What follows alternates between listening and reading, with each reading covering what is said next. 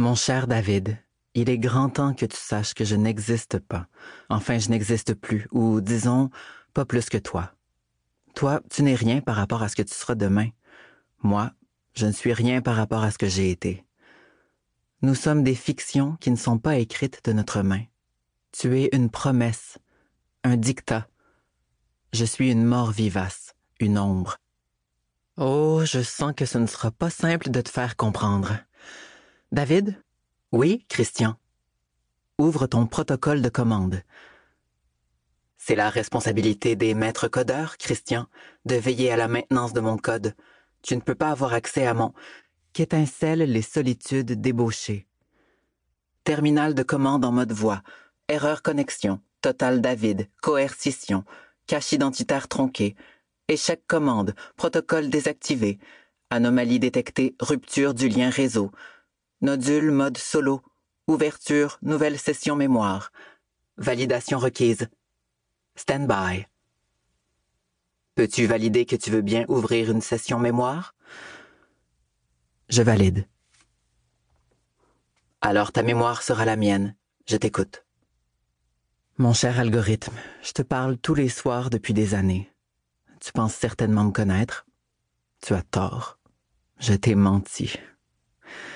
Beaucoup. Souvent. J'ai omis l'essentiel.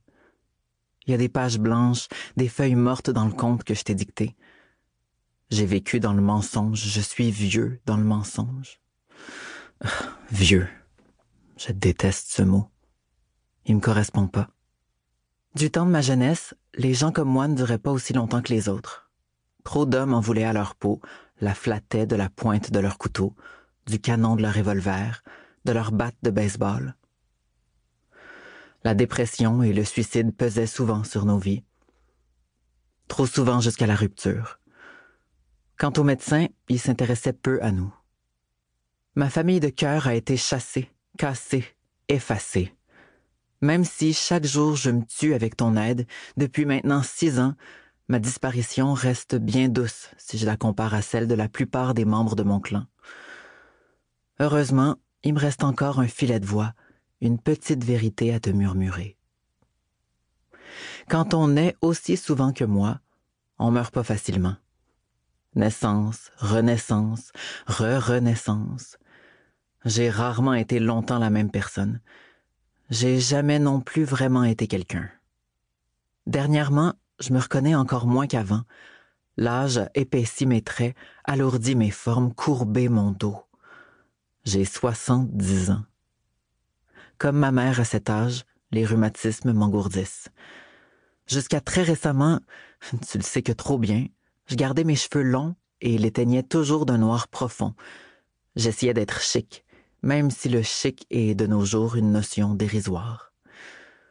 Mais même avant que les signes du temps ne me griffent le portrait, j'ai jamais aimé me regarder dans le miroir.